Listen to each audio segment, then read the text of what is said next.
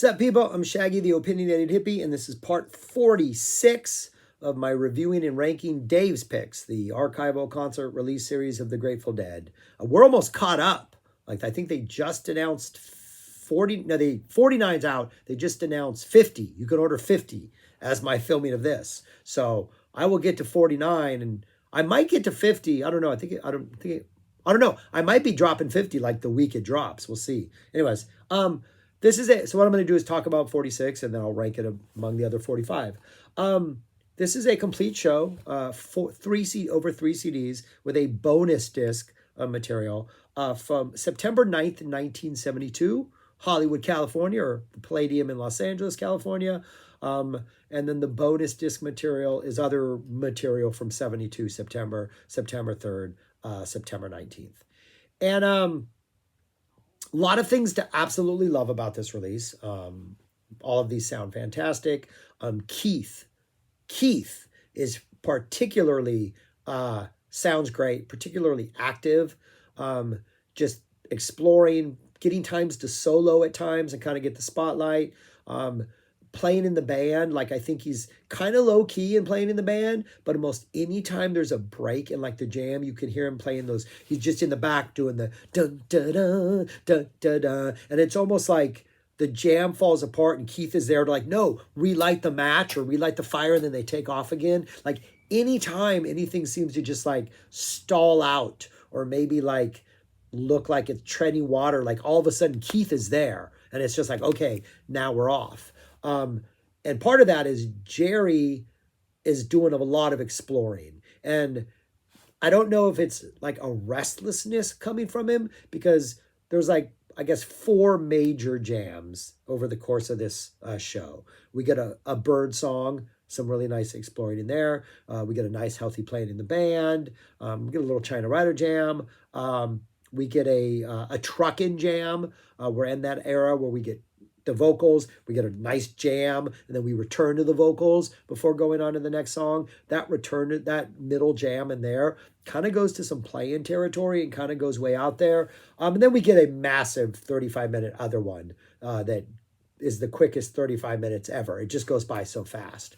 But none of those sort of explorations, none of those jams ever really establish like a groove that they just like ride for a long period of time. We don't get a beautiful jam. We don't get a feeling groovy jam. We don't get a Spanish jam. We don't get any sort of like just where we're like, hit this thing and we're going to go with this for a while. It's this almost always restless, let's do this for a minute, bring it down, do something else for a minute, bring it down, do something else for a minute. And I'm not complaining, because all of those little minutes are really enjoyable. Jerry is just constantly like, I'm over here now, guys, and now I'm over here. Like, Jerry is relentless. During the other one, we get a really nice sort of like combination of like space and feedback kind of going for a while. And that entire time, Jerry's like, I'm just going to be over here just dancing and twirling and spinning, and you guys slow it down and do your stuff. And it's just, it's pretty awesome. But at the same time, the overall effect of the show for me, as much as I'm like in it in the moment and enjoying it, it is like, reminds me of like 77. And this release reminds me of some of the 77 releases. Like, I think everyone can agree 77 is one of the all-time great years for the Dead. And there are shows that are just like the toppest of the top tier.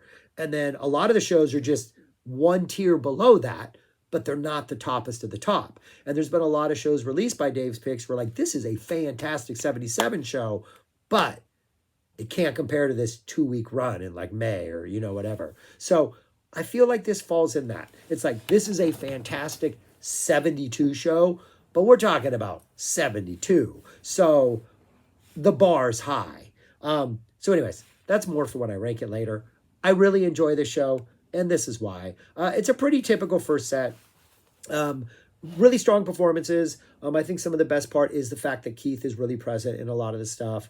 We get a Promised Land, a Sugary. We're still at the point where it's just pretty much vocals for Sugary. We get a Me and My Uncle. We get that really nice Birdsong. The beginning of the jam in Birdsong, Jerry's really playing with like doing a lot of bending and just kind of being really dramatic with his guitar playing, and it almost feels like he's trying to take flight as a bird, but his wings are wet, or he doesn't know whether he should go that way, or then he turns and goes this way. And there is a real, I don't want to just say bird-like, there's got to be another word, but it feels like it just is so connected to the lyrics and the title of the song, and someone like Janis Joplin struggling to find a way to take flight, and be that bird. And so Jerry kind of does that for about 30 seconds or a minute, but it's really effective. And then finally it's almost like, oh, there's an open window, and he just takes off and we're off in like a really nice exploration. Just a really good bird song, always a great song in the early 70s, before it disappeared for far too long. Black-Throated Wind, Tennessee Jed, a Mexicali Blues, a Deal, and then we get the playing in the band. Just great playing in the band. One of those really restless, just going from idea to idea to idea. Really good energy.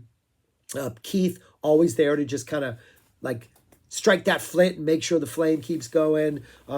Right towards, maybe the middle part of the jam, maybe the second, third, Phil starts getting really funky and, hey, I'm here, guys. Give me a turn to shine.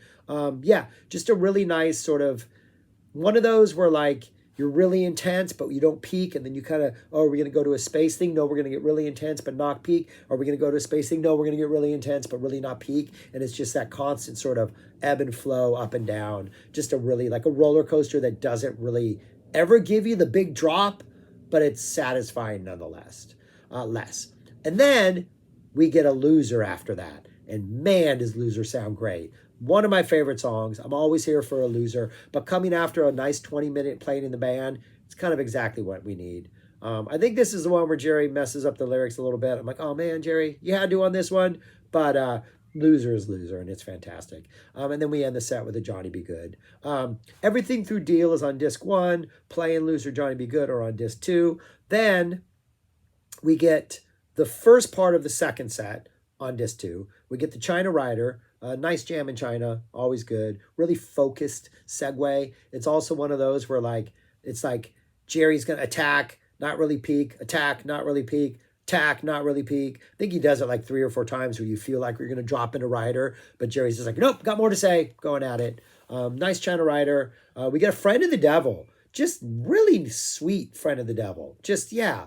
Good selection. Like that. And then we get a Jack Straw. Then we get the end of the second set, because the next portion of the second set is like one continuous jam, so you couldn't break that up. So we get the Casey Jones, which sounds really good. We get the Sugar Magnolia to close out, and the encore is a One More Saturday Night. Disc 3 opens up with, we get a He's Gone. Pretty just played He's Gone, not much of a vocal jam. We get a short little cascade at the end, but no real jam. That goes into Truckin', and it's a nice Truckin'. Soon as we get into that vocal part, as soon as the vocals are done, Jerry's off, he's attacking. Keith is very, very present in this early part of the jam. Really good energy. We do get sort of a playing in the band sort of exploration vibe. That sort of Truckin', Top Gear drive kind of goes away. We get a little more like space to explore. Some really good psych energy. I think this is maybe the most psychedelic jam, other than some actually fantastic psych parts of the other one. And then we go back into Truckin'. We finish out those vocals. Really nice. And then we go into drums. We get a really short drums. Bill gets like 2.5 minutes to shine, and then we drop into the other one. 35 minutes. Does not feel like 35 minutes. We get about 10 minutes of jamming before we get the first set of vocals. It's just always pushing, always attacking. We are very much, for the first 10 minutes, firmly rooted in the other one territory. Like this is a straight on other one jam. Like we're riding that energy. Phil and Keith constantly returning to the dun to that drive. And it's kind of cool. Like we're not going off in other directions and abandoning it and having to return to it. We're just hitting that hard. At some point, Bob starts playing these almost funky, like, hey, let's get up and dance type chords. And then Jerry takes off over that. A lot of really interesting things happening. Yeah, it's just really, really cool. Good, solid attack energy. We get the vocals, and then we drop into this kind of eerie, mysterious sort of vibe that just sort of like, just kind of, we're not going deep into like space and feedback yet, but we just got this really chill kind of middle purgatory where it's like, are we going to go into space and feedback, or are we going to like maybe not do that this time and do something else? We go into space and feedback. Bill takes a break. We eventually get our chance to, drum free. Jerry's still attacking the whole time. I think Jerry was maybe saying, hey, Bill, stay on stage. I don't want to do this. Like Jerry's going hard. It sounds good. Coming out of like the space vibe, we get this sort of gentle sort of, and Jerry's doing the rhythm too. Both Bob and Jerry are playing chords, and it's almost this very like, as we come out of it, we're emerging through like this cloud or this fog as we kind of return to like the tracks of the driving the other one vibe. And it feels like we're about to drop into the second verse for quite a while, but every time it seems like everybody's back into the dun dun dun dun dun. Dun. Jerry's like, nope, I'm gone again. Reel me back in, boys, or catch up with me, or whatever. But yeah, it's a great 35 minutes. I mean, it's absolutely fantastic. It is definitely the highlight of this release. Then we get a Stella Blue. We get an El Paso, which just feels completely out of place to close out the disc. The show would then continue with Casey Jones. And the bonus disc is a bunch of other tracks. We get 5 tracks from the September 19th show. A strong Bertha, greatest story ever told. Much better than the Bertha Good Lovin' of the 77 era. Another nice Birdsong with some nice exploration. Mississippi Half Step, always a favorite. Still in its really early forms. We're not getting any sort of real jammy energy, but a fantastic song. And then we get a Broke Down Palace. Excellent choice there.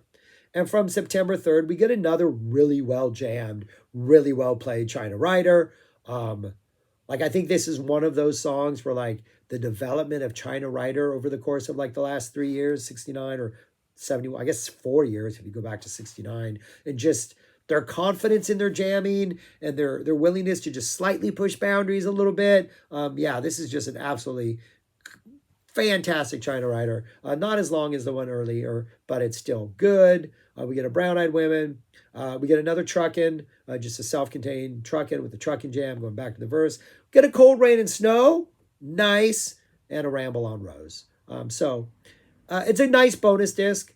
I'm kind of thinking it's here because a decision at some point was made, was like, we're not going to release the 19th as a show. We're not going to release the 3rd of the show. We've eliminated those. These are some strong tracks. Provides moments you can compare, like Birdsong, let's compare that. China Rider, let's compare that. Truckin', let's compare those. So you have like, nice different takes on same songs. But then you have a bunch of other stuff you don't get on the first 3 discs. So yeah, I really, really enjoyed this show. It's a good show. I mean, it's a great show.